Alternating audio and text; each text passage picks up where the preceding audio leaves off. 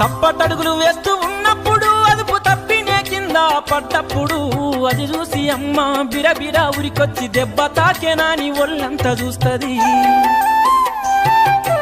ఆస్తిపాస్తులు ఎన్ని ఉన్నా లేకున్నా మేడమిద్దలు లెక్కలేనన్ని ఉన్నా కన్న కడుపే మేడమిద్దెలనుకుంటది, కడుపు తీపే ఆస్తిపాస్తులనుకుంటది. జ్వరమొచ్చి ఒళ్ళు కాలితే అమ్మ గుండె నిండా బాధ ఉంటది. ఓ దేవుడా నా కడుపును కాపాడమని వేడుకుంటది.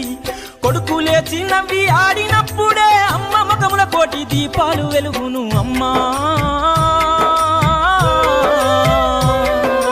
కమ్మనైన అమ్మ పాట వింటే ఎంత మధురమో,